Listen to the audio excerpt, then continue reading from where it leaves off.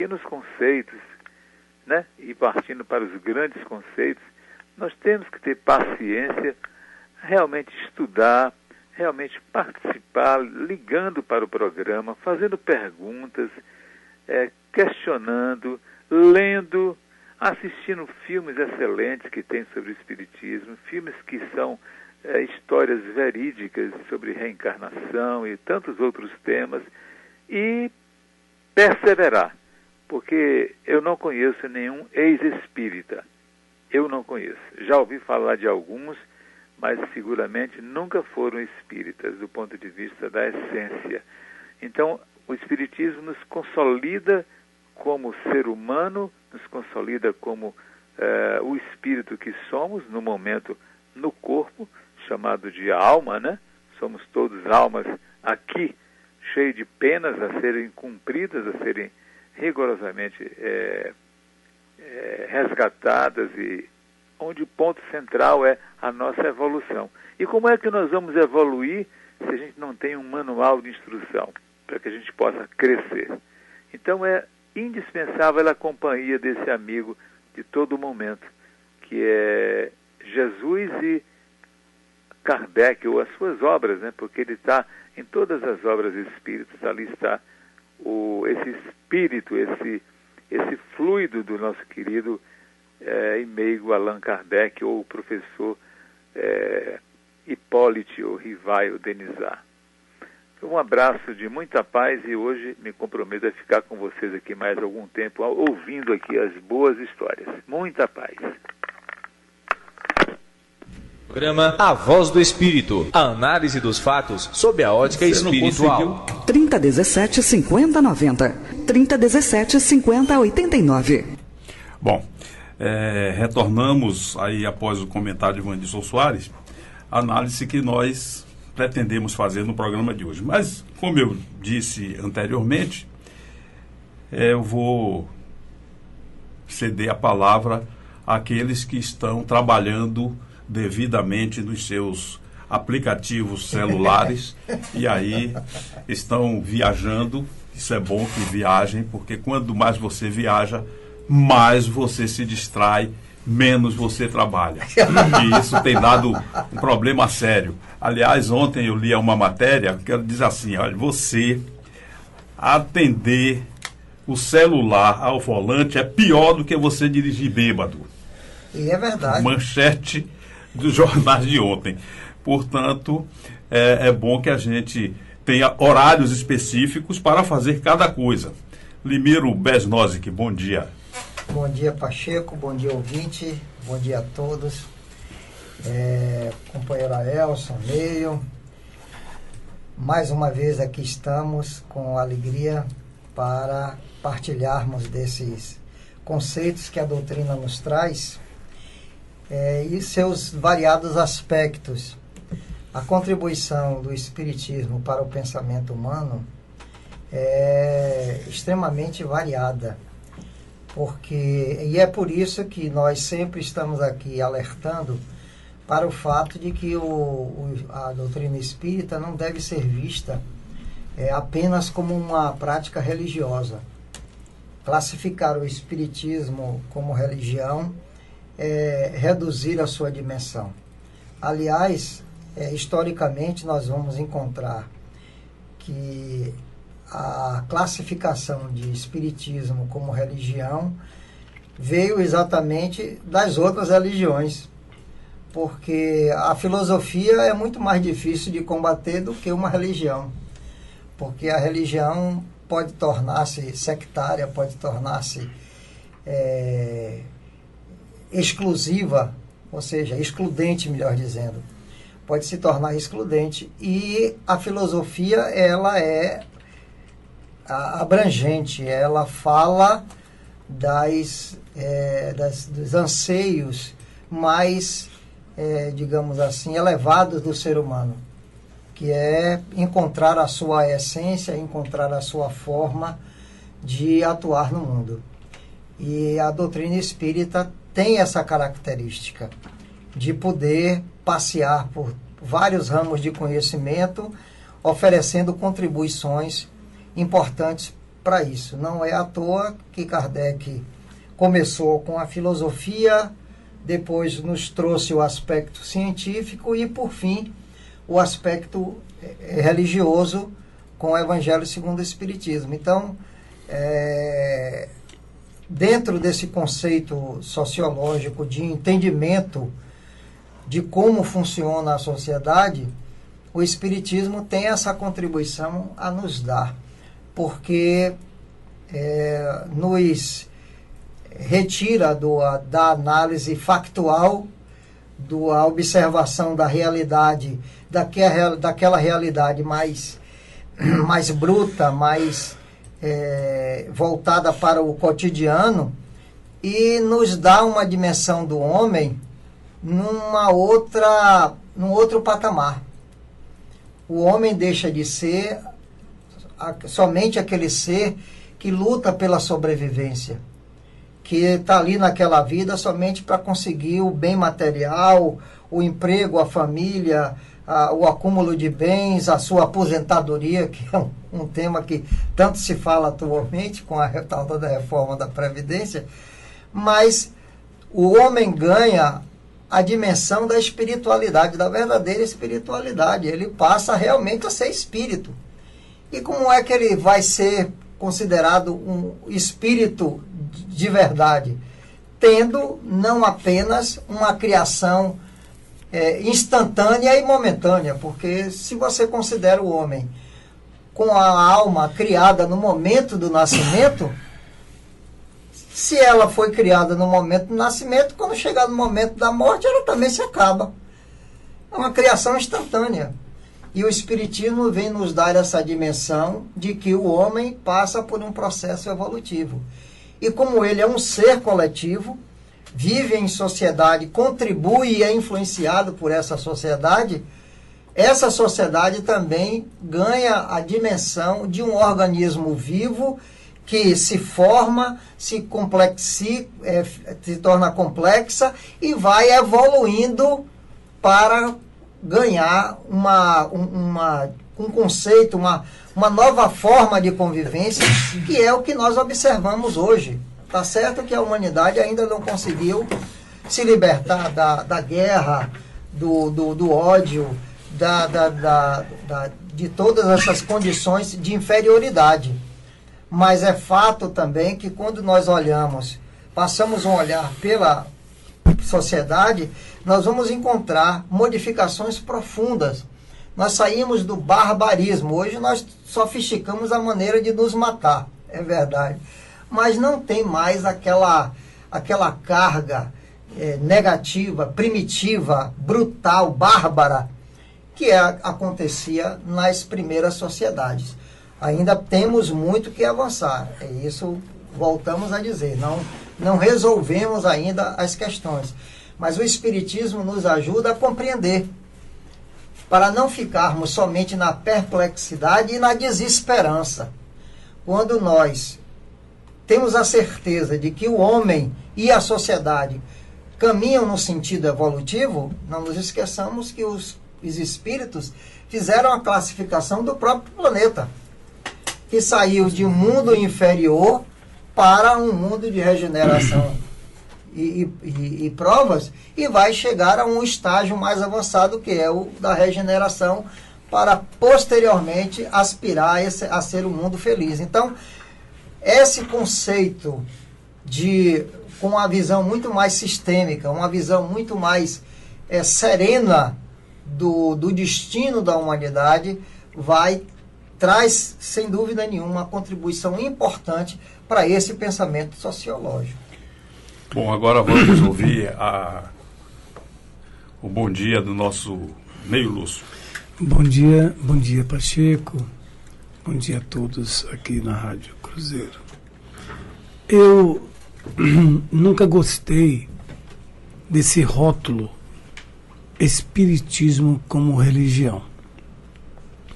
Eu nunca consegui enxergar bem assim essa coisa partidária.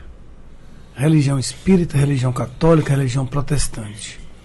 Eu nunca consegui compreender muito esses esses parâmetros, essas demarcações religiosas, e que o Espiritismo estava inserido nela.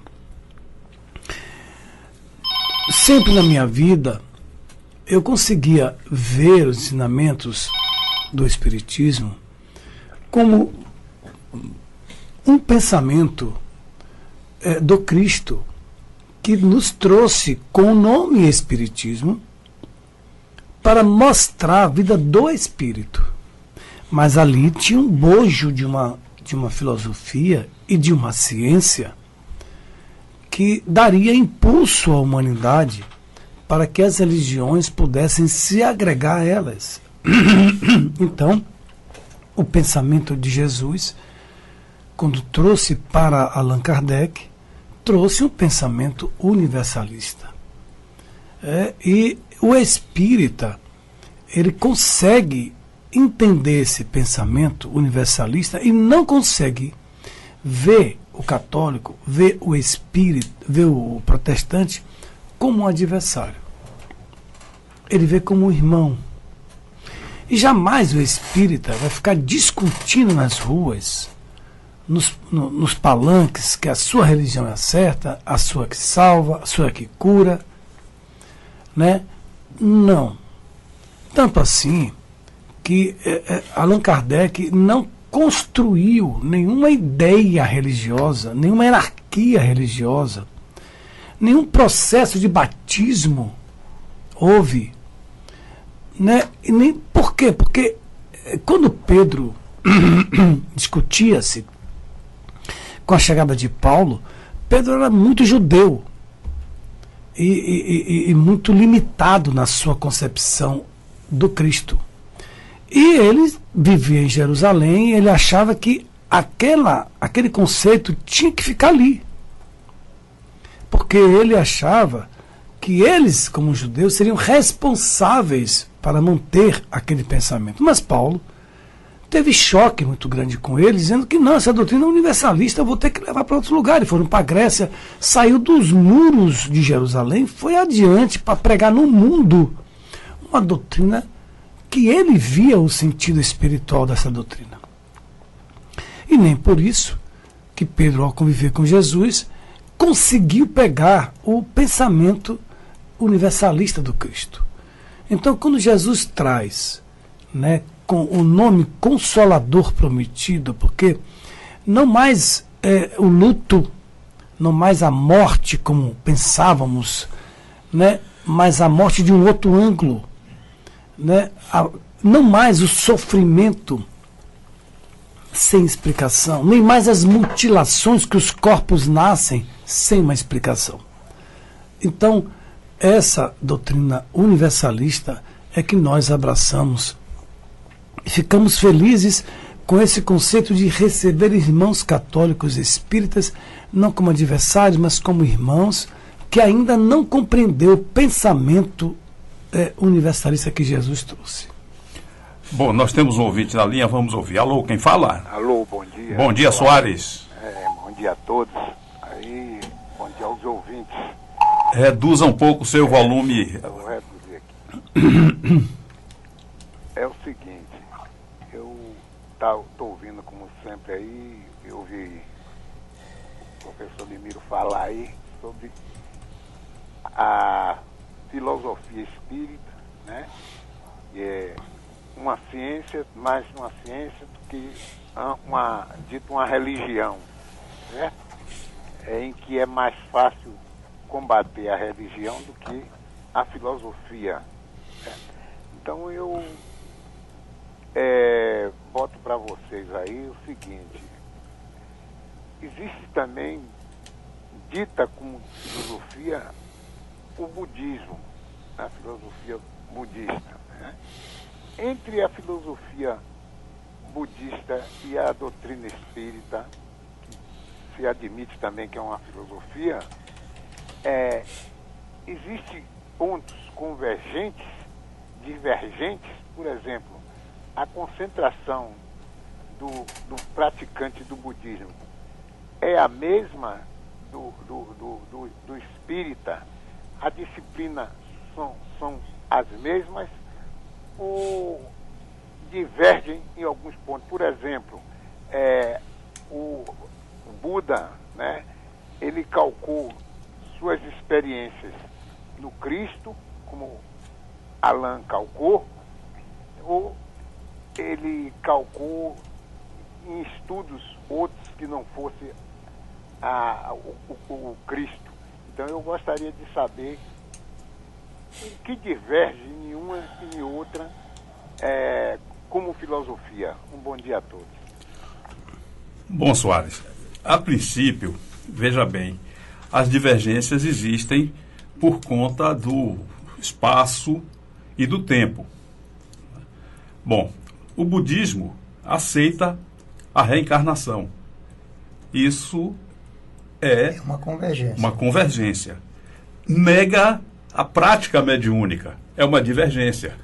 Então, esses dois pontos já demonstram que elas não são totalmente iguais. Agora, do ponto de vista dos objetivos, elas são convergentes. Porque o que é que o budismo prega? Prega a paz, prega a fraternidade entre os homens, prega o respeito às leis da natureza. Todos esses são pontos que o Espiritismo também e coloca como condição de se libertar da chamada roda da samsara, das reencarnações, a melhoria do indivíduo. É isso. Porque existem pontos a serem seguidos pelo budista como as chamadas verdades corretas, que são mandamentos de comportamento ético-moral. Agora, a diferença existe do seguinte, é que em Espiritismo, o Espiritismo é extremamente pragmático. As coisas têm que ter explicação e têm que ter uma finalidade. O que no budismo e em outras doutrinas orientalistas, as coisas estão. Por exemplo, a reencarnação. Em Espiritismo, houve uma certa preocupação em Kardec de demonstrar a utilidade da reencarnação. Não é apenas nascer e renascer apenas. É nascer, renascer e progredir sempre. Então veja que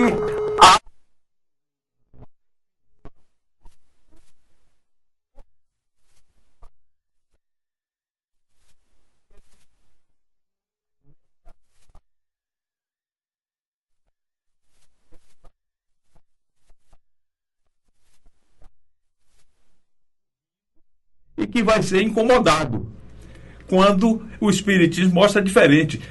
Eles nem dormem e...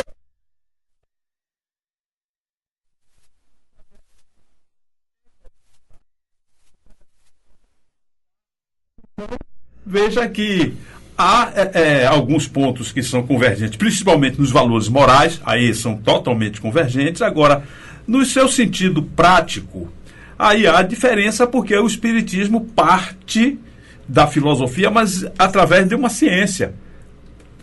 E o que não acontece em outras crenças orientais e até ocidentais, que as coisas acontecem por milagre, etc, etc. A diferença é basicamente essa. Mas no fundo, os objetivos da crença num ser superior são os mesmos. Agora, como atingir essa superioridade? Aí vai a análise dos ensinos de Jesus, a análise dos ensinos dados pelos espíritos, mesmo após a conclusão da obra kardeciana. Então, isso eu acho que há muito mais convergências do que divergências.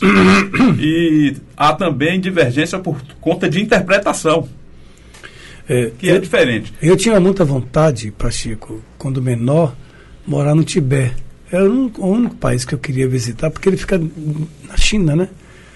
E ser um monge do Tibete. Mas eu não consegui. Você já tem. Na próxima encarnação, não se preocupe. Cara de...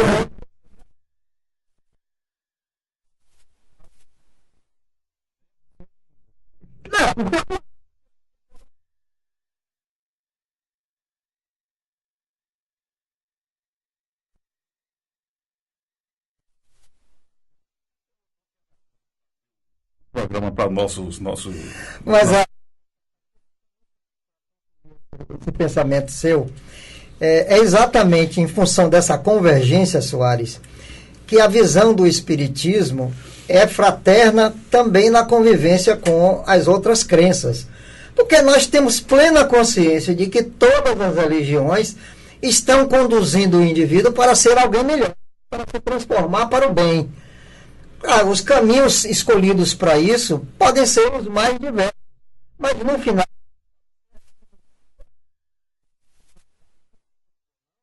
discreto o máximo supremo, que é o Criador de tudo, dentro de um critério de amor, justiça principalmente. Mas para ser justo é preciso haver amor, porque senão você se torna cruel, implacável. E a justiça, para ser justa, realmente não pode ser implacável, porque se ela for implacável, ela não contempla as variantes que as atitudes das pessoas já traz em si mesma. Então, esse conceito de fraternidade é que deve nortear o nosso relacionamento com todas as linhas de pensamento humano. Se eu tomar aqui o Velho Testamento, claro, aí nós temos que respeitar espaço e tempo. Como é que foi construído o Velho Testamento? Em que momento e aonde? Não é isso? E daí nós vimos que há uma série de incongruências, não talvez por vontade daqueles que escreveram, mas por ignorância, talvez, do que seria a verdadeira lei. Mas naquele momento, o que se podia oferecer à humanidade era aquilo. Por limitações culturais. Mas se nós nos detivermos com critério, e aí é que está aquela coisa do que Vandilson chamou a atenção, eu já tinha falado antes, a questão do Livro dos Espíritos, é exatamente isso. Se você faz uma leitura aligeirada, superficial, você não vê o que está por trás da letra, pura e simples. Então, se nós formos ler o Velho Testamento, vamos chegar no último profeta, porque é uma sequência, né? Aos oráculos e depois os profetas, depois os filósofos. Então, Jeremias, que é o último profeta, ele já muda muito das primeiras leituras da Bíblia. Ou seja, ele diz: Deus é só indulgências. Então, se Deus é indulgência, ele rompe com aquele Deus lá de trás, que é o Deus.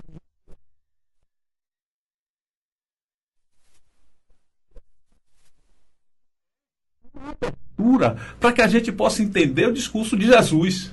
Que quando vem a era filosófica, Jesus vem e diz: agora é a lei do perdão. Porque não se pode punir um irmão ad eterno. Você não pode punir. A punição não resolve. Aí eu ia introduzir essa segunda parte do meu comentário com uma frase.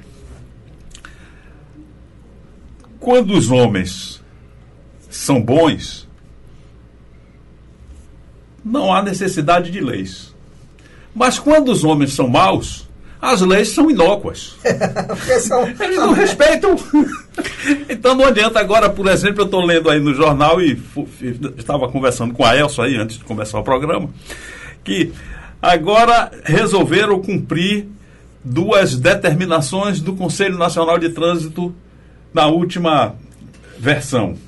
É que pune as pessoas que atravessam fora da faixa, que não respeitam os sinais de trânsito, as pessoas.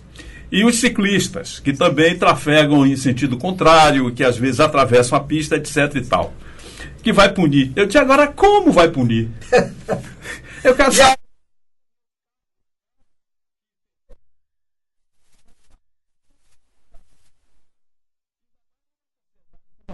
Eu quero ver alguém punir aqueles caras ali na feira de São Joaquim, na hora daquela travessia ali. 6 soldados da 7 ali. Um dia eu parei, rapaz, você não multa esse cara aí, ele não tem placa.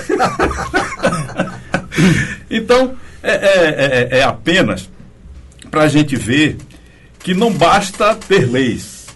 É preciso disposição para cumprir a lei e não para fazer cumprir. Porque não adianta governante, seja ele qual for, querer fazer cumprir a lei, não. tudo tem que ser um processo de educação.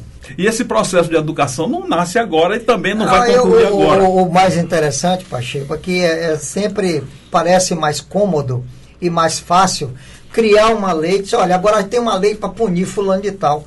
Por que não empregar os esforços, por exemplo, para campanhas de educação pública, de conscientização das pessoas? A gente vê tanto dinheiro gasto em propaganda autopromocional que poderia estar sendo empregado, e os publicitários são ótimos nisso, em programas extremamente criativas para educar as pessoas. Veja bem, aqui eu vou abrir brecha e vou falar sem medo. A Natura, veja, as campanhas da Natura são todas extremamente educativas.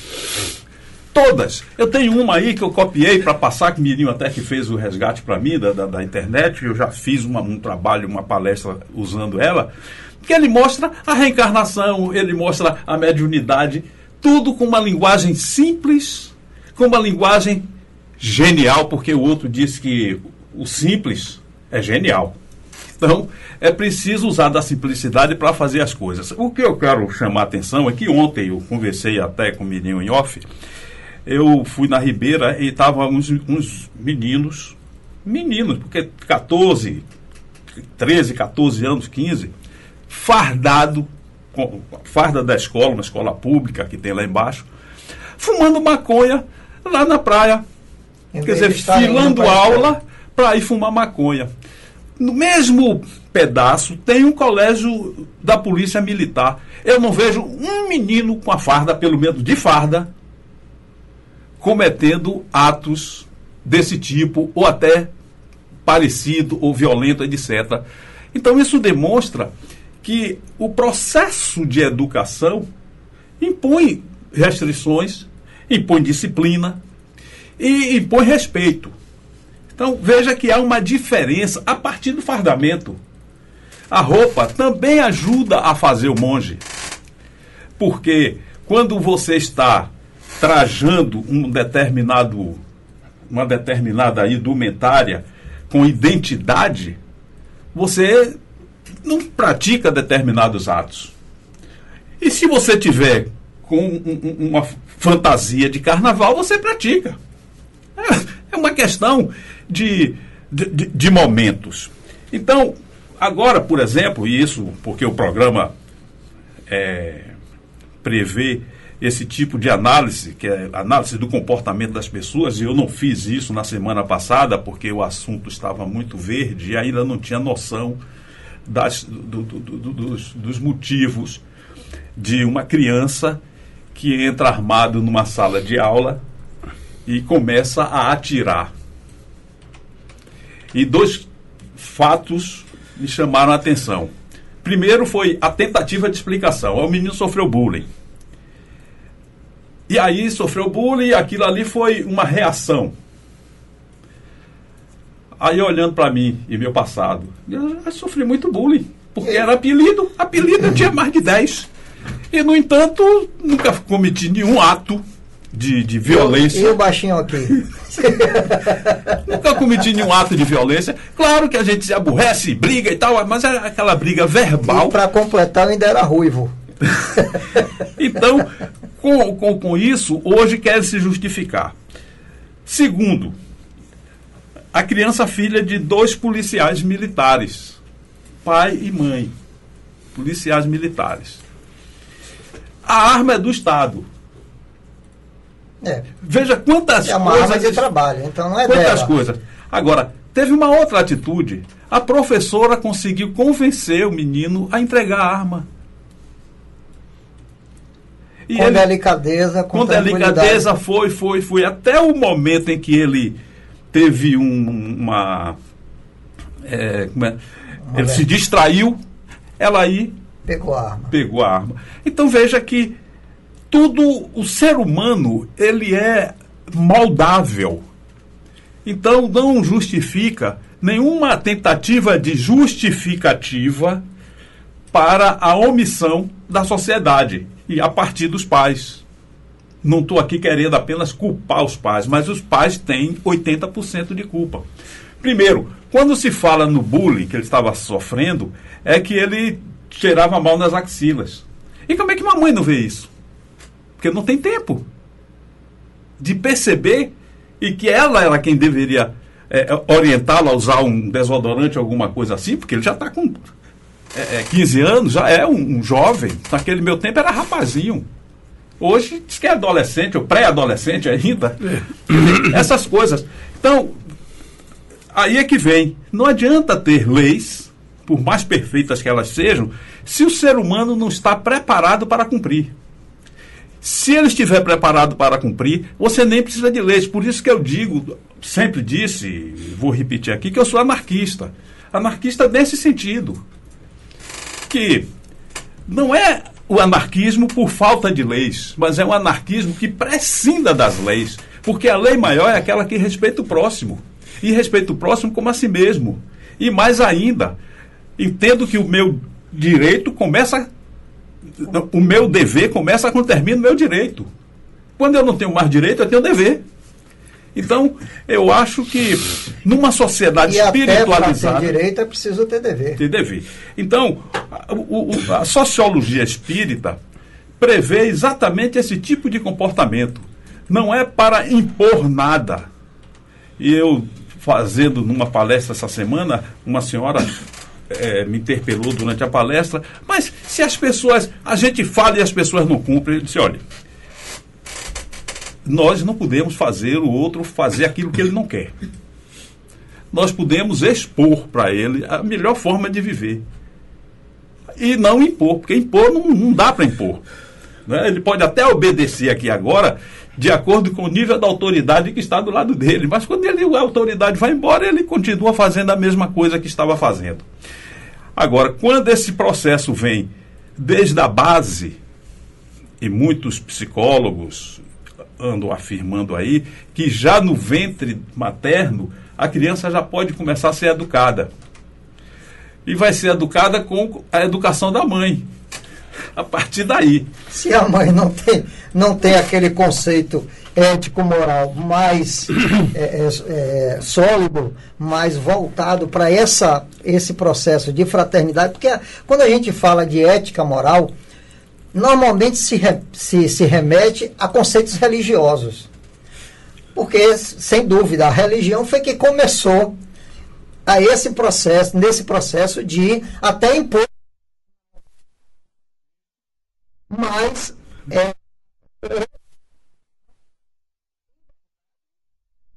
tem um pé na religião, mas ela está completamente dissociada da religião.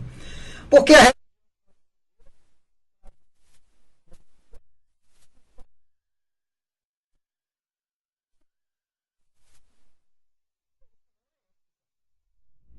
Então, a ética verdadeira tem que ser fraterno com todos.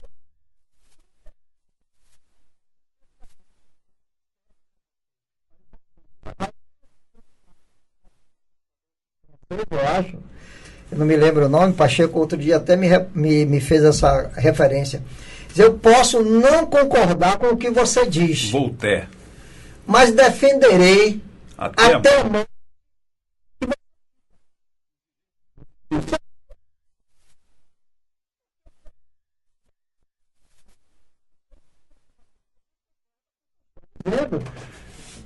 Isso é intransigência, isso é fundamentalismo, isso é fanatismo. Jesus falou em um termo simples, fácil acesso, que eu acho que movimenta muito o trabalho da educação.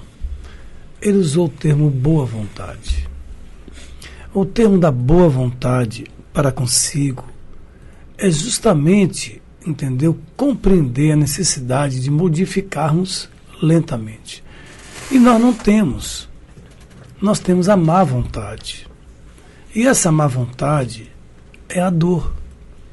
E a dor, quando entra, é porque trabalhamos sempre a má vontade com os nossos princípios, ou com as coisas que nós achamos que deveríamos fazer.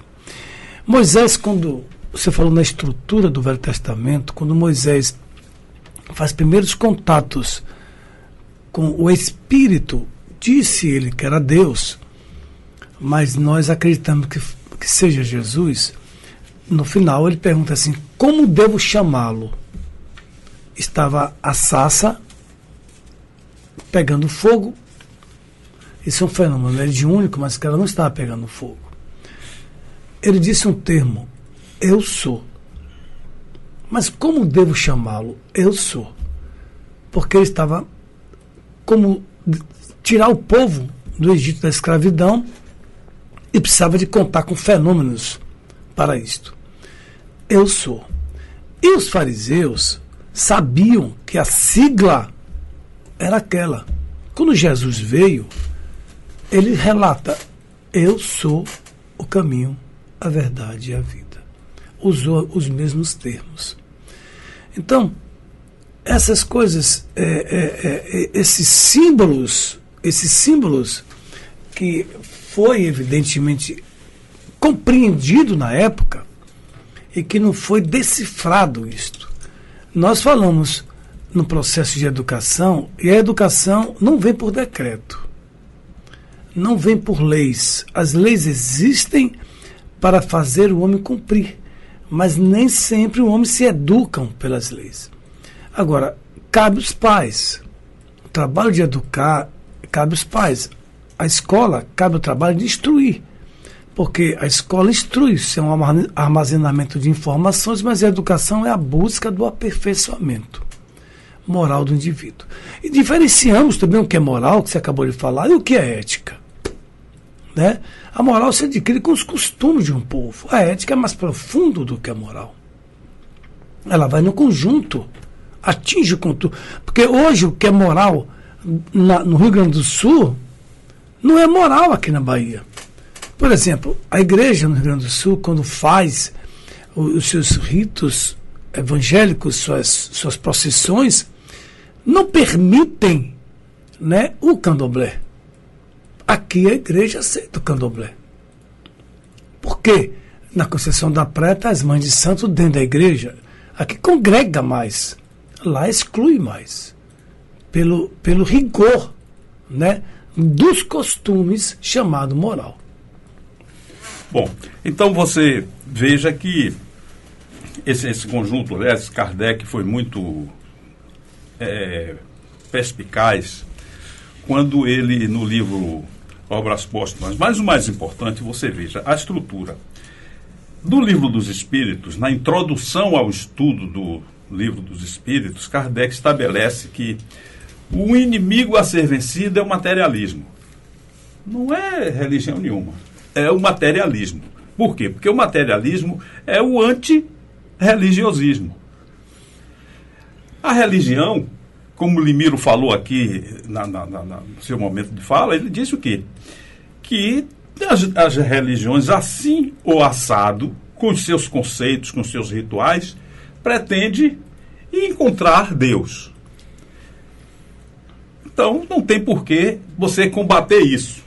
O que nós podemos é contribuir com a eliminação de determinados quistos, determinadas fragilidades desse modelo, mas não na condenação na sua totalidade, né? Não é substituir essa ou aquela religião por outra.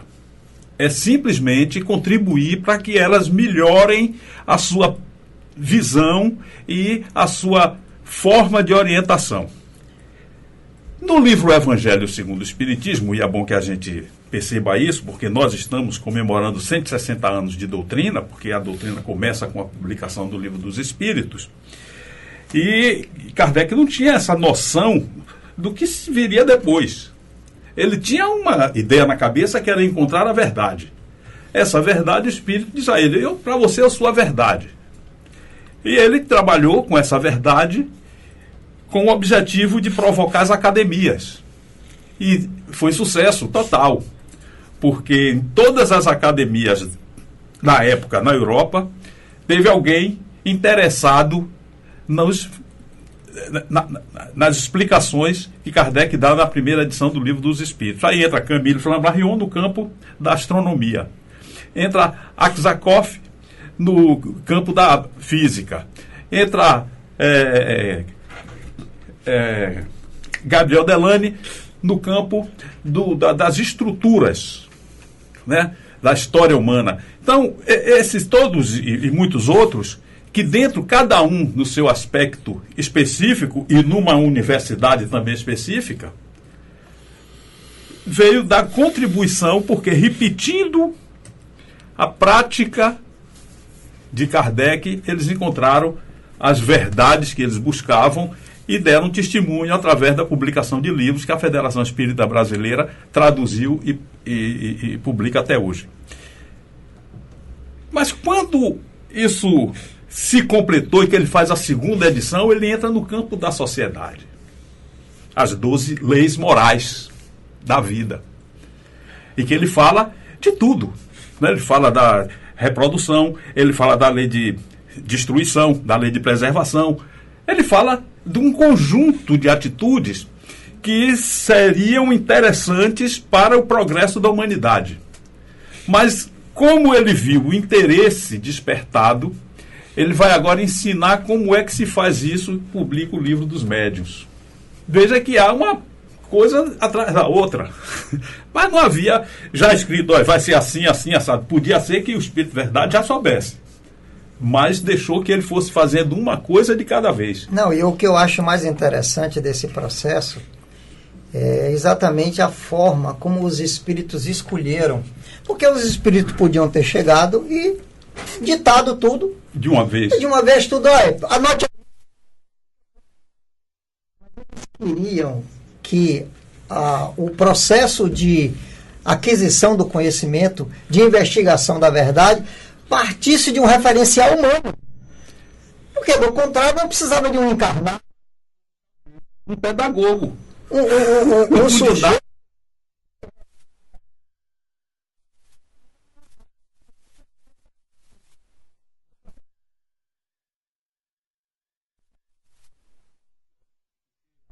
Hoje seria estudar ele dentro do campo da sociologia.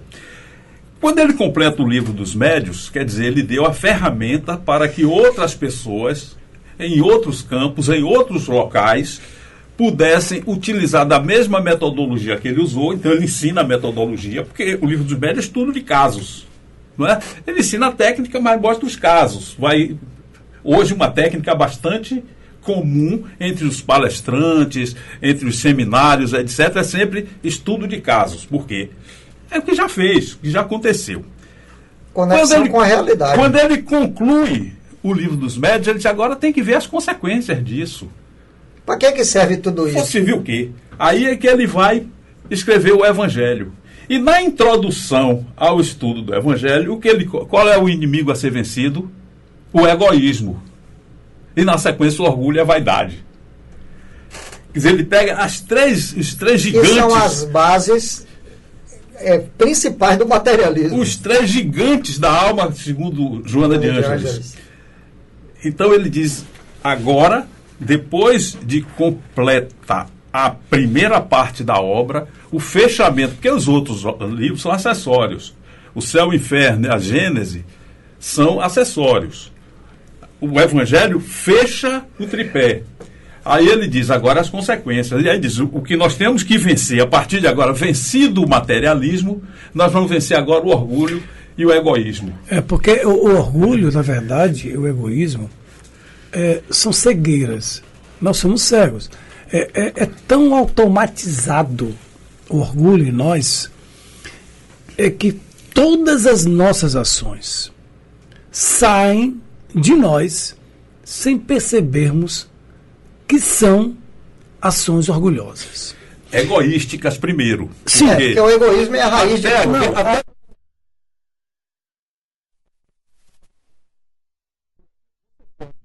Se orgulhar de uma grande virtude. Sim, outra coisa. Entendeu? Então, isso é importante.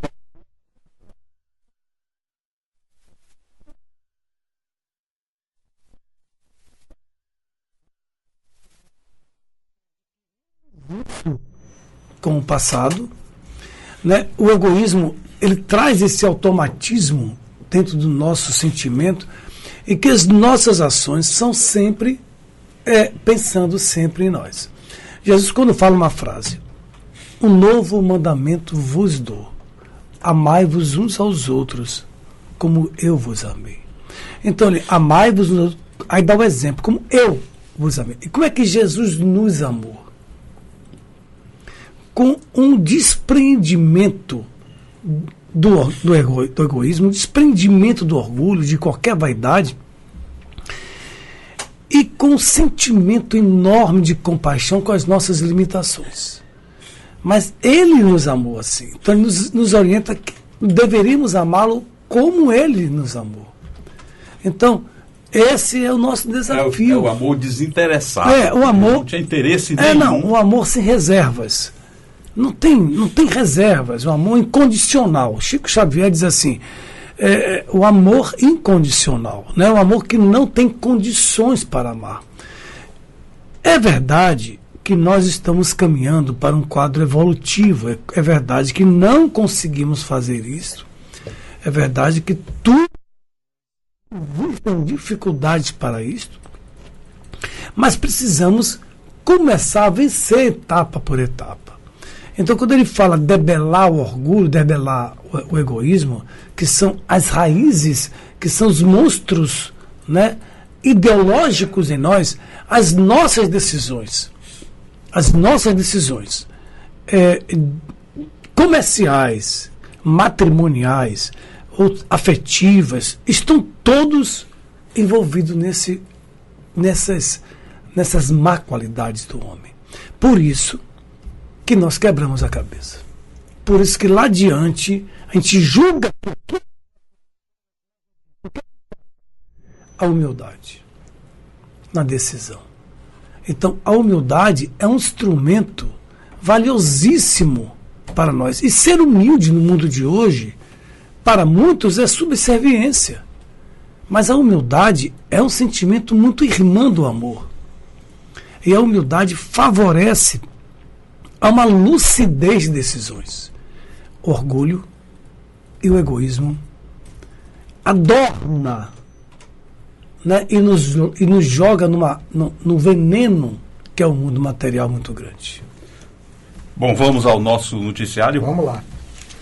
Um bazar de artesanato será promovido no dia 11 de novembro próximo, das 9 às 17 horas, pelo Círculo Espírita da Oração, em sua sede. O endereço é Professor Rua Hugo Baltazar da Silveira, 30, Jardim Baiano, Nazaré. Telefone 3321-8077.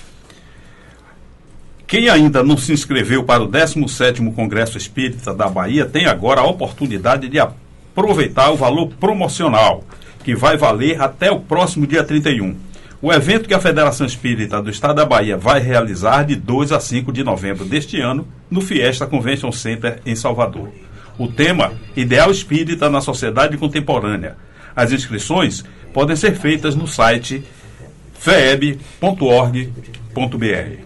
O Centro Espírita Deus, Amor e Justiça vai promover o seminário A Vida de Jesus no dia 19 de novembro, das 9 às 12 horas, tendo como expositor Cláudio Abdala.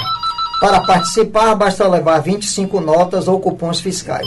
O SEDAG fica localizado na rua Professor Pinto de Aguiar, 11, Boca do Rio. Detalhes através do telefone 3251-5281.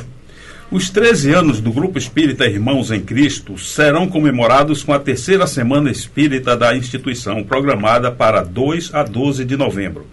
O tema geral é o Espiritismo e a Mensagem Cristã, baseado no livro Roteiro do Espírito Emmanuel, psicografia de Chico Xavier. Entre os palestrantes estarão Oscar Calmon, Jardel Portela, Raimundo Leal e Glauco Andrade. Nos dias 25 e 26 de novembro próximo, o Teatro Espírita Leopoldo Machado promoverá das 9 às 17 horas o curso Espiritismo, Psicologia e Curas, com o pesquisador e escritor paulista Paulo Henrique de Figueiredo. O local é a sede do Telma, na Rua da Boa Viagem, 8, na Praia de Boa Viagem. Informações no site www.telma.org.br. Já está definida a programação de dezembro do Movimento Você e a Paz 2017, com as palestras do médium e orador Divaldo Franco. Começará no dia 12, às 19h30, no Dique do Tororó, prosseguirá no dia 15, no mesmo horário, no Farol da Barra, e terá outra edição no dia 17, às 18 horas, no Shopping da Bahia, e será encerrada no dia 19 de dezembro, a partir das 18 horas, no Campo Grande.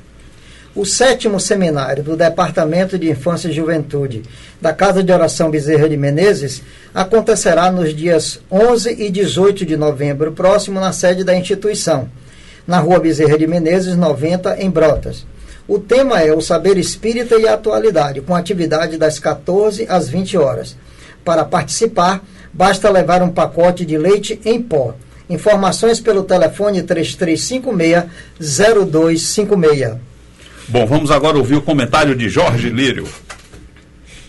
O teólogo, filósofo e paleontólogo Teilhard de Chardin, que foi padre jesuíta, nos traz uma riqueza de conceitos sobre religião e espiritualidade. Segue na íntegra. A religião não é apenas uma, são centenas. A espiritualidade é apenas uma. A religião é para os que dormem. A espiritualidade é para os que estão despertos. A religião é para aqueles que necessitam que alguém lhes diga o que fazer e querem ser guiados. A espiritualidade é para os que prestam atenção à sua voz interior. A religião tem um conjunto de regras dogmáticas. A espiritualidade te convida a raciocinar sobre tudo, a questionar tudo. A religião ameaça, amedronta. A espiritualidade te dá paz interior. A religião fala de pecado e de culpa. A espiritualidade lhe diz: aprenda com o erro. A religião reprime tudo, te faz falso. A espiritualidade transcende tudo, te faz verdadeiro. A religião não é Deus, a espiritualidade é tudo e, portanto, é Deus. A religião inventa, a espiritualidade descobre. A religião não indaga nem questiona, a espiritualidade questiona tudo. A religião é humana, é uma organização com regras. A espiritualidade é divina, sem regras. A religião é causa de divisões. A espiritualidade é causa de união. A religião lhe busca para que acredite. A espiritualidade você tem que buscá-la. A religião segue os preceitos de um livro sagrado.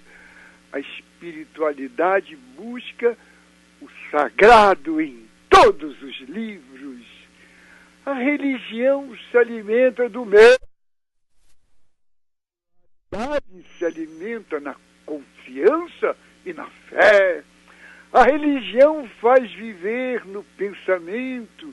A espiritualidade faz viver na consciência. A religião se ocupa com fazer. A espiritualidade se ocupa com ser. A religião alimenta o ego. A espiritualidade nos faz transcender. A religião nos faz renunciar ao mundo. A espiritualidade nos faz viver em Deus, não renunciar a Ele. A religião é adoração. A espiritualidade é meditação. A religião sonha com a glória e com o paraíso. A espiritualidade nos faz viver a glória e o paraíso aqui e agora. A religião vive no passado e no futuro. A espiritualidade vive no presente. A religião enclausura nossa memória. A espiritualidade liberta nossa consciência. A religião crê na vida eterna. A espiritualidade nos faz consciente da vida eterna. A religião promete para depois da morte. A espiritualidade é encontrar Deus em nosso interior durante a vida. Não somos seres humanos passando por uma experiência espiritual. Somos seres espirituais passando por uma experiência humana. Jorge Lírio, para o programa A Voz do Espírito. Você está ouvindo o programa A Voz do Espírito, a análise dos fatos sob a ótica espiritual. Foi profundo mesmo, ele. Grande escolha aí, Jorge fez aí de... Parabéns, Jorge. De R. Jardim. Vamos ao Cão e Fúcio. Os dois índios, Cão e Fúcio, dos quadrinhos para o rádio, com J. Mendes, cartunista. Pajé Pacheco, a morte sempre foi um grande enigma da humanidade. O Espiritismo desmistificou a morte. Sabemos que ninguém morre. A propósito, eu soube que você confortou a esposa do nosso amigo, formado em contabilidade, após o seu lamentável desencarne. Que palavras mágicas você disse para a esposa dele, que estava transtornada com a perda? Simplesmente eu falei que, sendo seu marido contador, estava com os dias contados. Você está ouvindo o programa A Voz do Espírito, a análise dos fatos sob a ótica espiritual. 3017-5090, 3017-5089. O problema é quem contou os dias do cara. Bom, já que Jorge trouxe um tema interessante, nós estamos próximos ao dia de finados, né? Em que a cristandade comemora o dia de aniversário dos mortos, né? Eu quero ler aqui um texto de uma publicação do nosso escritor José Saramago, falando sobre a morte, no livro que ele analisa o fenômeno da morte. E ele diz aqui: o que aconteceria se fôssemos imortais? O que aconteceria? Primeiro, seria uma euforia total. Depois, viria o caos. Hospitais lotados com doentes, velhos moribundos, superpopulação, pois para a espécie humana continuar a viver, ela precisa mesmo morrer. É verdade. Bom, vamos aí ao nosso momento da história? Vamos lá. Mas essa semana nós temos apenas 2 eventos dignos de nota nessa história do Espiritismo. No dia 1º de novembro de 1918, desencarnou Eurípides Barçanufo, também conhecido como o apóstolo do Triângulo Mineiro. Já no dia 3, em 1990, realizou-se na Bélgica o Congresso Mundial de Espiritismo. 1918, não foi? Em 1918, a desencarnação de Eurípides Barçanufo. Xavier tinha 8 anos na época. Bom, eu quero lembrar que no próximo dia 5, o programa ainda não vai ser realizado antes do dia 5, né? Ou vamos ter um programa antes? Não, é dia 5. Dia 5, né? Então, eu deixo para o dia 5, porque é aniversário. Dia 4, porque o 5 é domingo. 5 é domingo. Então, eu quero lembrar que também na próxima semana, logo no dia 5, é aniversário de desencarnação do nosso grande Rui Barbosa. E que também espírita, militante, e que deu uma contribuição muito boa, deu depois, através de Chico Xavier, da mediunidade. E o interessante é que na biblioteca que existe na casa dele no Rio de Janeiro, foi encontrado uma coleção imensa de livros espíritas, o que demonstra que ele era também interessado e praticante do espiritismo. Mas Vamos aí ao nosso momento musical.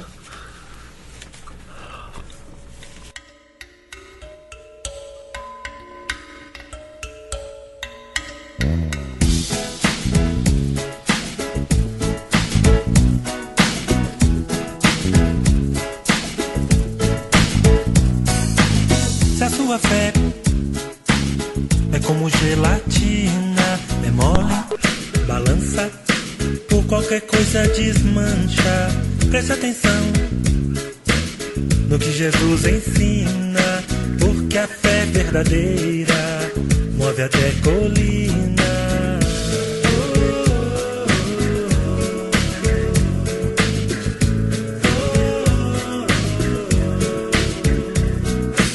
Se a paciência é como sorvete, derrete e quando esquenta desaparece. Preste atenção no que Jesus indica. Um dia a terra será de quem se pacifica.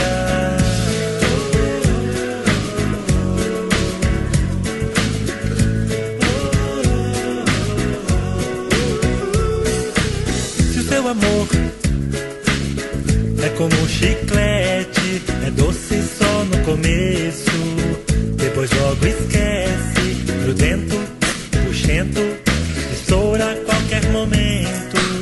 Preste atenção no que Jesus dizia: amai-vos como eu vos amei, sempre todo dia. Amai-vos como eu vos amei, sempre todo dia.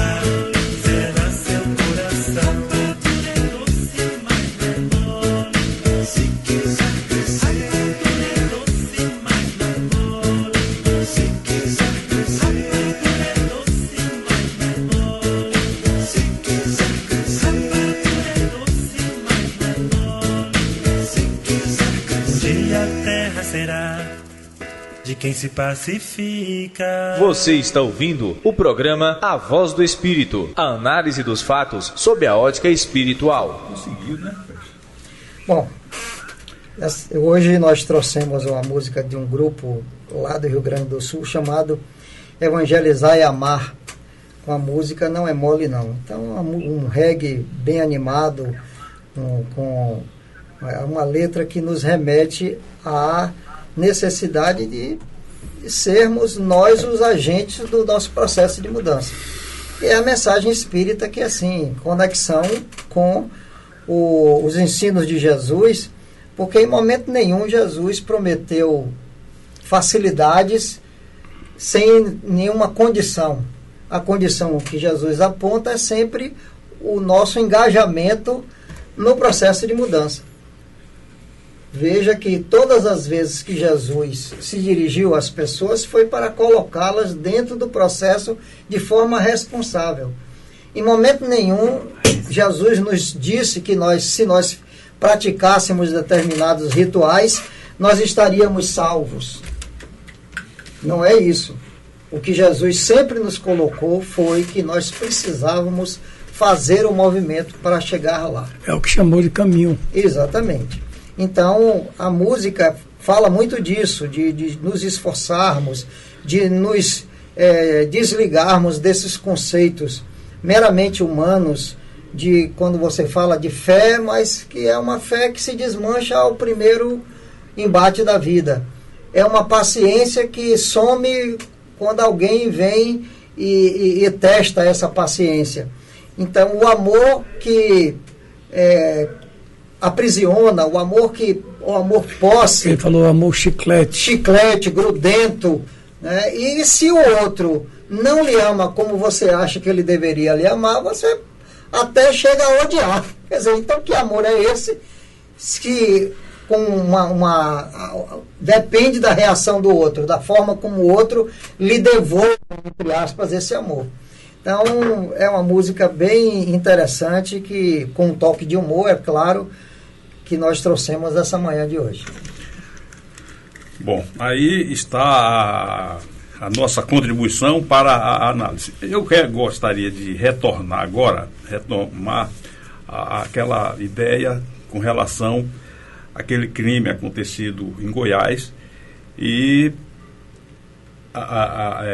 o desdobramento que nós não chegamos a concluir daquele fato em si, lamentável, mas o garoto, ao ser ouvido logo depois do evento, qual foi o motivo que levou ele a fazer aquilo e que ele se inspirou para tomar aquela atitude. Ele disse que tomou atitude depois de um caso acontecido nos Estados Unidos e do caso aqui do interior de Minas Gerais, em que foi casos parecidos. Um cidadão louco e entrou na escola e disposto a derrubar tudo. Então veja o que é que a sociedade, e aí eu chamo a atenção da imprensa, dos nossos colegas, que é preciso muito cuidado ao relatar fatos desse tipo, porque veja que há aquele formação do campo mórfico, né?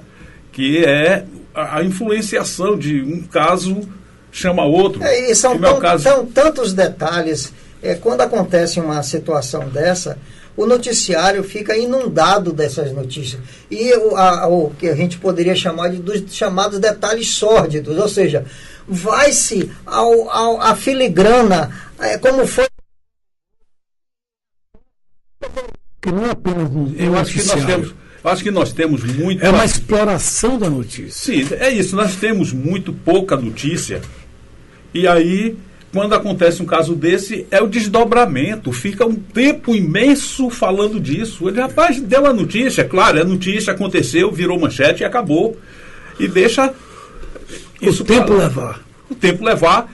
E mais tarde analisar as consequências que nós pretendemos fazer. Até, Pacheco, compreendo. Quer dizer, a gente que tem vivência na área jornalística, a gente sabe que um veículo de comunicação, quando faz uma cobertura tão ampla, tão intensa, tão insistente dessas coisas, é porque há também uma solicitação por parte do público, especialmente os chamados veículos de comunicação. Sim, mas eu quero falar de coisas boas, ele não atende. Isso! Dessa visão materialista, de que é necessário explorar tudo que a matéria... Agora, eu não sei que um indivíduo desse toma é baseado numa visão reducionista da vida do sujeito. Mas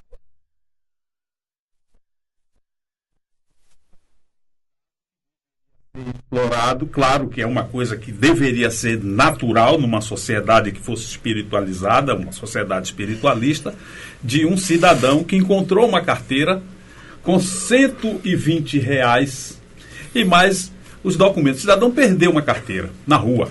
Ele achou, procurou ali em volta se tinha alguém preocupado, perdeu alguma coisa, ele não viu nada. O que é que ele foi fazer? Fotografou, pegou os documentos e colocou nas redes sociais. Resultado, 2 horas depois o cidadão apareceu.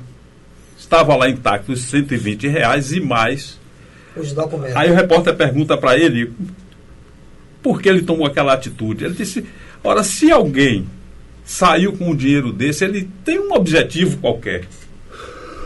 Então, não é meu, eu vou devolver. Então, ações como essa deveriam sim ser muito exploradas, porque ela também haveria a formação do campo mórfico para o bem. Mas, no entanto, vocês não viram essa matéria. Eu vi, porque 5 horas da manhã no programa Hora 1. Então, veja que existem... Essa mesma matéria não encontra espaço no Bom Dia Brasil. Não encontrou. Então, você veja que nós temos ainda essa ideia mórbida de mostrar o ruim e o mal. Isso se ensina nas escolas de jornalismo, de radialismo e etc. Porque o que é normal não se noticia. Tem até uma história que é curiosa. Um cachorro. Na redação de, se eu não me engano, Última Hora, no Rio de Janeiro, naquele dia de fechamento, antigamente não tinha acesso à internet, não tinha nada. As notícias eram aquelas que chegavam na redação e fim de papo. Então o sujeito vai fechar a página de polícia, não tem uma manchete. Quer dizer, tem que ser uma manchete que chame a atenção. Então, a única situação que o repórter tinha trazido do pronto-socorro era uma menina que comeu um cachorro quente e passou mal. Então, qual foi?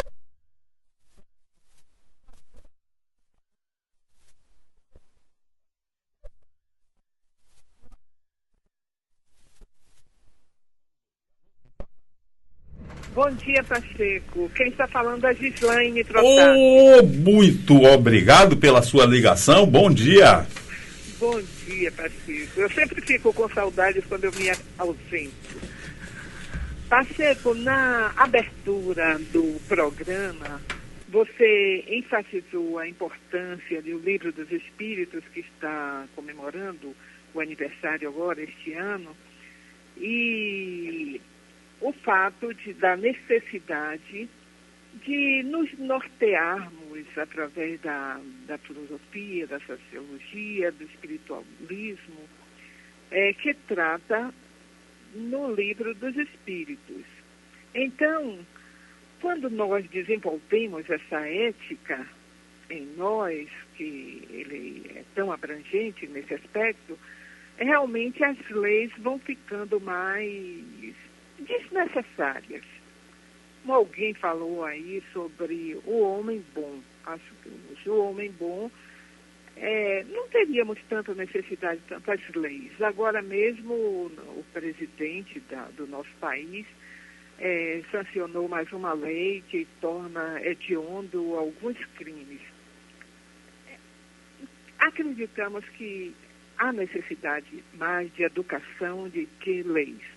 O Lúcio, a quem eu tive o grato prazer de conhecer agora e conversarmos um pouco, ele conversou um pouco sobre a fraternidade, essa universalidade sem fronteiras, independente de religiões. Quando eu era professora e eu era destacada para fazer um discurso sobre a pátria, por exemplo, sempre me constrangeu fazer um discurso enfatizando a minha pátria com aquele orgulho e contra os inimigos. Os próprios hinos dos nossos países, de todos os países, falam dos inimigos, a necessidade de combater os inimigos, de se livrar dos inimigos. Quem são esses inimigos? Os inimigos são aqueles ali depois da nossa fronteira, também depois do nosso condomínio, fora da nossa família. Aqueles da outra cidade são os inimigos. É uma coisa realmente sem sentido. O Jorge Lídio também falou sobre a importância da espiritualidade, que congrega, né? Nós vamos desenvolvendo em nós a espiritualidade, nos une mais fraternalmente, que a minha religião, o meu Deus, em detrimento do outro, do irmão, aí vamos perdendo a noção de amorosidade, de irmandade, enfatizando em nós esse egoísmo, esse orgulho, que é algo que nós já vamos entendendo que é sem sentido. Para alguns ainda é um tanto utópico essa fraternidade universal, Mas se a gente vai fazer uma retrospectiva histórica, nós vamos ver como nós éramos selvagens, de fato, com esse egoísmo muito, muito grande. Hoje nós vemos tantas ações de solidariedade, conforme você acabou de citar aí, sobre esse moço que perdeu a carteira, e são vários fatos assim que a mídia, por uma questão de audiência, enfatiza mais a necessidade do sangue, do mal. E as pessoas, inclusive muitas pessoas, quando o jornal físico, quando eram mais lidos, o jornal físico, via apenas a parte onde se tratava sobre os crimes. Então, esses atos de amorosidade, de fraternidade, eles não são muito divulgados. E isso realmente é um erro. Mas tenhamos esperança, eu tenho essa esperança, porque tem a grande lei de amor de Cristo, que é a reencarnação.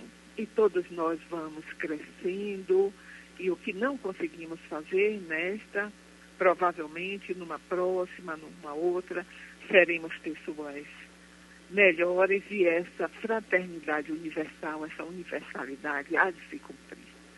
Bom dia, Pacifico, e para todos. Bom, aí foi a participação de Gislande Protásio, como sempre, muito pertinente, os seus comentários, muito lúcidos. Muito obrigado, Gislande, pela sua participação, e não deixe de participar do nosso programa. Eu quero retomar a conversa dos casos dessa semana apenas para ilustrar essa sua afirmativa que o processo reencarnatório é realmente o remédio maior que Deus coloca à nossa disposição. Eu já falei aqui, vou repetir, porque não custa repetir, a história de Alarico. Alarico I foi aquele líder tenebroso, guerreiro, sanguinário, e aí desencarna, porque todo mundo, como disse Saramago muito bem aqui, todo mundo tem que morrer, porque se não morrer a gente não consegue viver. Então, imagine se a população mundial toda ainda permanece. Ainda tivesse aí, rapaz. Então, a morte é sempre a favor da vida. Aí ele morre, desencarna e tal, a divindade dá uma nova oportunidade a ele, nas mesmas condições. Ele vem como Alarico II. E aí o mesmo Alarico I, cometendo as mesmas atrocidades, etc, etc. Aí vem numa terceira vez, a divindade dá para ele a oportunidade. Agora eu vou colocar ele dentro da igreja.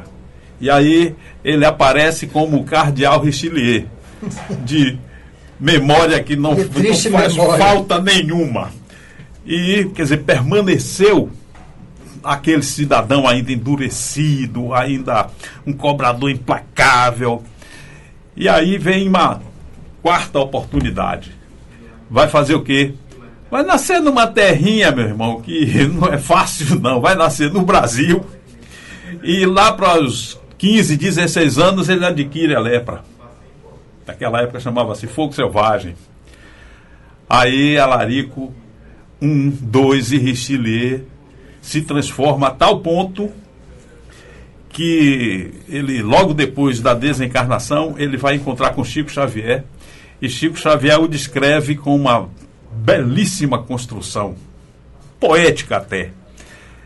Diz: cada chaga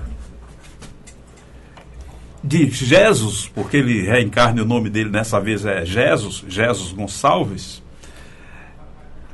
é um foco de luz. Cada uma das chagas que ele tinha no corpo era um foco de luz, porque ele realmente fez uma transformação. Mas ele fez uma revolução dentro do leprosário lá em São Paulo, fundou uma rádio dentro do leprosário, que até hoje a rádio existe, a Rádio Piratininga. Então ele construiu um processo de ajuda às famílias daquelas pessoas que eram isoladas no leprosário e ficavam em casa. E era o pai que foi exilado. Ele conseguiu estruturar um modelo de dar cestas básicas, de alimentar as famílias. A gente vê, Pacheco, por essa descrição, que, como você já ressaltou várias vezes, a justiça de Deus não se dá de forma linear. Ele não precisou morrer tantas vezes quanto ele impôs a morte ao que ele chamava de adversário e inimigos. Ele simplesmente dedicou-se à obra, é como está lá no Evangelho, o amor cobre a multidão de pecados.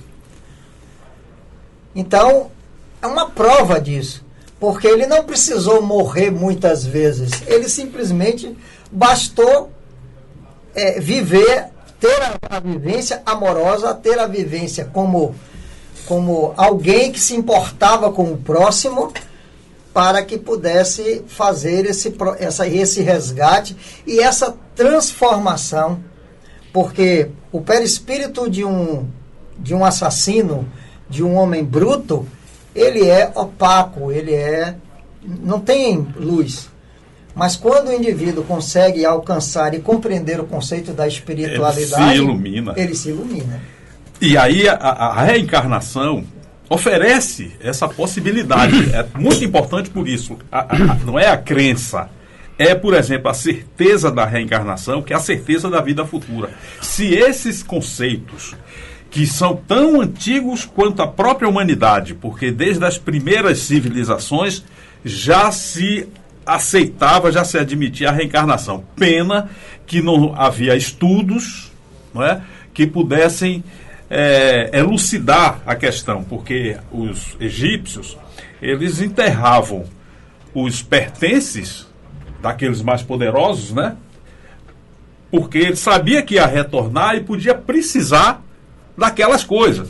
Porque então havia ainda uma noção, como o Espiritismo traz, e depois confirmado por várias faculdades, vários estudiosos, no caso de Ian Stevenson, de Carl Miller, de Banerjee, e muitos outros estudiosos aqui no Brasil, Hernando Guimarães Andrade, e que demonstra que a reencarnação, ela não é apenas com o objetivo de resolver questões oriundas do passado, mas é a complementariedade da necessidade do aprendizado. Quando há erros, é oportunidade de correção. É engraçado que o pensamento de Emmanuel é interessante. Ele fala assim, a reencarnação é quase um perdão de Deus. Acho lindo isso, né? E é verdadeiramente. E é verdadeiramente um perdão de Deus. Porque nós não podemos continuar abrigando a visão de que Deus é alguém que nos pune. Deus não pune. Está lá o próprio Jesus nos afirma que Deus não quer a morte do pecador, quer o fim do pecado. Ora, se ele não quer a morte do pecador, por que ele vai impor uma pena eterna ao pecador? E olhe que o pecador comete o crime, comete o chamado pecado por ignorância, por desconhecimento. Mas ninguém é dado de desconhecer a lei. Existe uma diferença entre conhecer e aceitar essa lei. E praticar. A aceitação é a prática dessa lei. E mais, como nós temos que chegar à perfeição, uma encarnação é insuficiente, é tempo insuficiente para a perfeição. Por quê? Porque nós precisamos, dentro desse critério, ou dentro dessa perspectiva de buscar a perfeição, o aprendizado. E o aprendizado é algo que você precisa de maturidade. Você não pode aprender, desde o primeiro dia que nasce, tudo que você precisa saber. Exatamente. Você vai tendo que, aos poucos, e depois o exercício disso se dá com a maturidade. A partir dos 40 anos, mais ou menos isso, é que o ser começa a usar das experiências. Porque primeiro é que você aprende na escola, aprende com a vida, aprende com a sociedade, e depois você só vai começar a praticar com um certo nível de qualidade depois da maturidade. Ora, o médico sai da faculdade e ele vai passar hoje 5 anos de residência para determinadas categorias. 5 anos de residência. Por quê? Para que você vá maturando aquilo que você aprendeu na escola. E é na prática, é no dia a dia. Aos poucos você vai acumulando. Quando você chega num certo nível de maturidade, você agora já pode fazer até por internet, como tem muitos fazendo.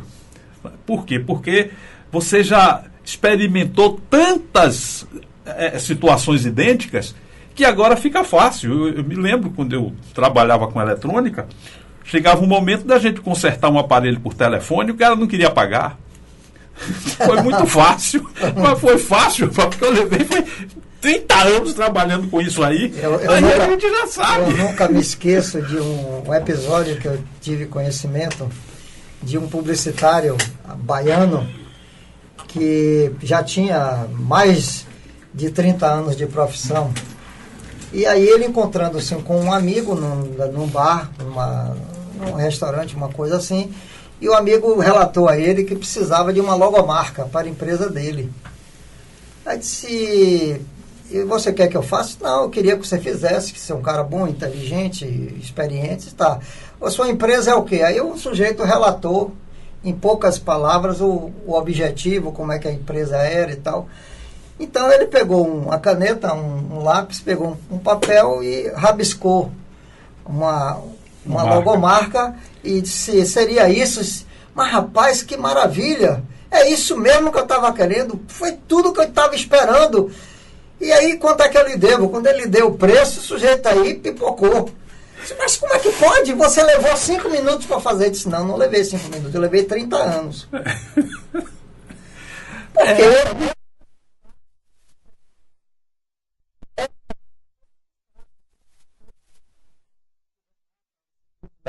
Um grande barco parou o motor, ninguém sabia como resolver. Os mecânicos tentaram de todas as maneiras. Não, e esse fato é rigorosamente verdadeiro. E aí chamaram um sujeito que era um mecânico consultor muito experiente.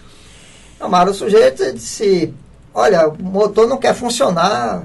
Ele aí disse: qual é o defeito? Como é que vocês relatam? Aí disseram como o motor ficava antes de chegar naquele momento de parada total. Aí disse: bom.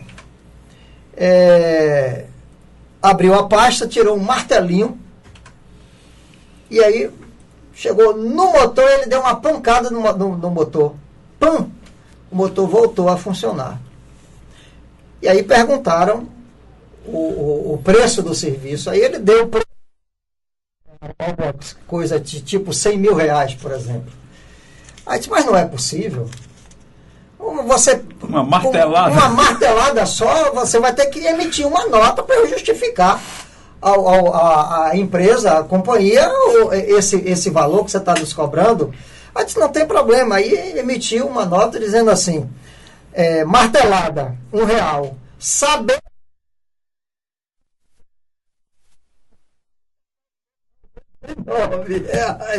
Mas olha, aconteceu um lance desse comigo. Eu quero depois avançar, porque nós temos pouco tempo. Veja bem, eu parei, eu tenho um Fusquinha, e parei ali na praia de Piatã para namorar. Quando eu vou dar partida no carro, cadê? Não pegava. Aí aparece aquele peru, fica por ali, né? Mecânico aí, eu digo: rapaz, você chegou na hora certa. Olha aí. Aí o cara chegou no carburador, deu uma porrada, o giclê descolou. O platinado? O giclê, porque o giclê que ficava preso, aí entupia, a gasolina não passava. Sim, eu sei. Pô, eu já limpei muito giclê de Fusca. Tá bom. Aí, voltando ao nosso assunto do que eu estava querendo chegar, e quando eu falei no caso de Alarico, eu queria lembrar, porque isso são questionamentos que a gente ouve durante a semana, o que vai acontecer com o espírito daqueles que foram, os que morreram, o que ficou, tem uma menina que ficou paraplégica, 2 ainda estão internados, não se sabe qual vai ser o desdobramento, e o autor dos disparos, a criança. Como é que isso vai repercutir na alma do cidadão, de cada um deles? Os que desencarnaram. Nós podemos fazer aqui uma ideia de... É uma elucubração, porque nós só podemos ter certeza desses fatos quando, depois de algum tempo, um dos espíritos se manifesta em algum espaço, através de algum médium, e se identifica, e ele é devidamente identificado, e ele narra episódios que resultaram naquilo e o que virá depois. Então, nós podemos admitir que os dois que morreram tinham necessidade de desencarnar naquele momento. Porque só quem morre de véspera é peru. Assim mesmo, nem mais. Está morrendo na entre véspera. E agora já está congelado lá no mercado. Duro. Entendeu? Agora, a menina que ficou paraplégica, ela deve ter um comprometimento espiritual. Não é? Uma necessidade de aprendizado. Uma necessidade de aprendizado. Daqui para frente não se sabe, ela pode se tornar uma grande paratleta, uma série de coisas podem acontecer positivas na vida dela. E negativas também, de acordo com os seus débitos contraídos em encarnações passadas. E ao menino? O menino deveria ter uma ligação espiritual, e se ele tinha um débito, olha, agora aumentou o débito dele, mas é com ele mesmo. Não é um débito para com Deus, é para com ele mesmo, porque isso vai repercutir no sua vida espiritual, e ele vai se cobrar, além da cobrança dos algozes, porque nós levamos os nossos algozes, estamos aqui com eles, e enquanto nós tivermos filtros e utilizarmos esses filtros, nós vamos administrando o comportamento deles. Eles não nos atingem diretamente porque nós estamos filtrando as nossas atitudes para que não dá espaço ou brechas para eles, né? Então, o que eu estou fazendo aqui agora, o que eu estou falando aqui agora, tudo isso está sendo armazenado nos meus arquivos. Não é no HD de Limiro, é no meu. E vai ficar lá. E ele vai ser resgatado um determinado dia. Depois de desencarnado, ou não, encarnado ainda, algumas lembranças poderão ser resgatadas e que podem aparecer como cobranças. Mas cobranças, gente, quero dizer, não é o de fora que está cobrando, e que pode acontecer no caso das obsessões.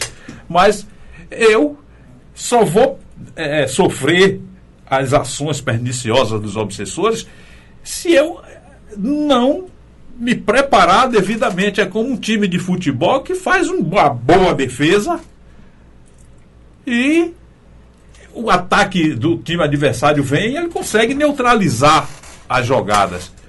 Do mesmo forma, se eu tiver um bom ataque, eu vou conseguir penetrar na defesa do adversário. Mas se a defesa também abrir brecha. Então, Pacheco, no nosso caso, quem está no nível evolutivo de cometer um crime, normalmente tem uma desorganização dessa estrutura interna. É emocional.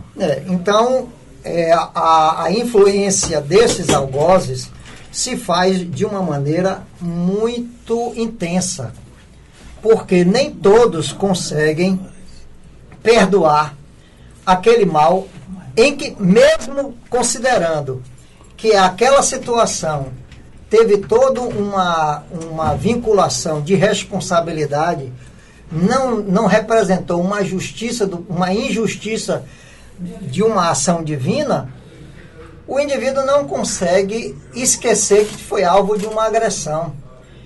E o seu nível de inferioridade espiritual vai determinar que aquela ação agressiva deva ser ressarcida. É por isso que o processo da chamada obsessão se processa, porque existe um vínculo de responsabilidade entre os dois acontecimentos. E só com o despertamento de ambos, não é somente do obsidiado. É preciso que haja uma reciprocidade.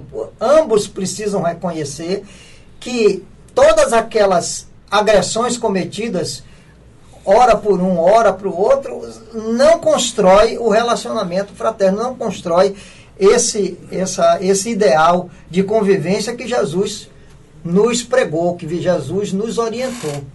Então, somente quando nós despertarmos para a necessidade de verdadeiramente nos amar, nos respeitar, de nutrir admiração mútua, é que nós vamos interromper esse processo que até então configura como uma bola de neve. Mas e não para nunca. Tem uma questão aí.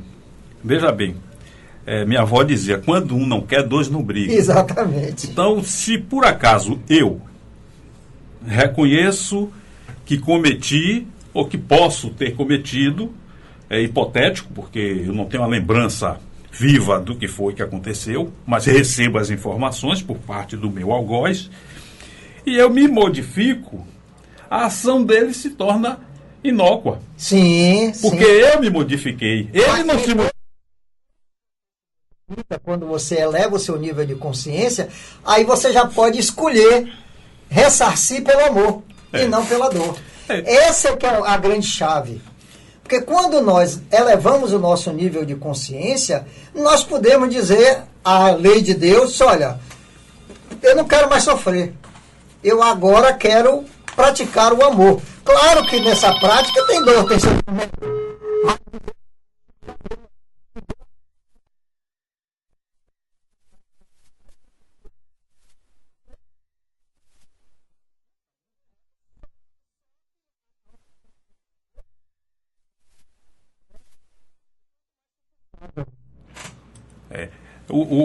Eu me lembro de um fato que eu li, não sei se foi num romance ou foi um relato a gente lê tantos livros aí que a gente acaba não misturando, não se situando. Eu misturo na cabeça, mas não tem jeito. Veja bem qual é o cidadão.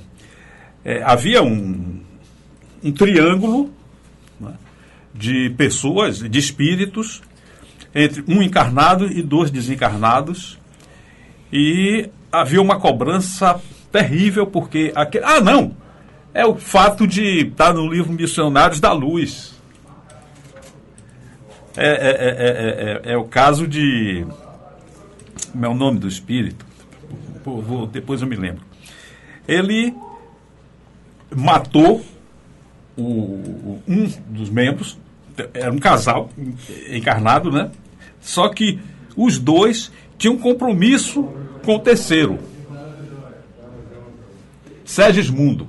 Sim. Segismundo. Então, depois de tudo eles se entenderem no plano espiritual, essa raiva que eles tinham, nutriam um dos outros, qual foi o acerto? Bom, nós vamos casar, vamos reencarnar, vamos casar e vamos trazer Segismundo como filho.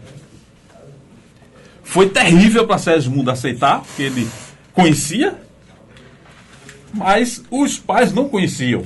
Mas já tinham aquela rejeição natural, sem perceber o porquê. E deu muito trabalho. Mas qual foi a grande ideia ali? É que você tirou a vida do outro e vai devolver a vida dele.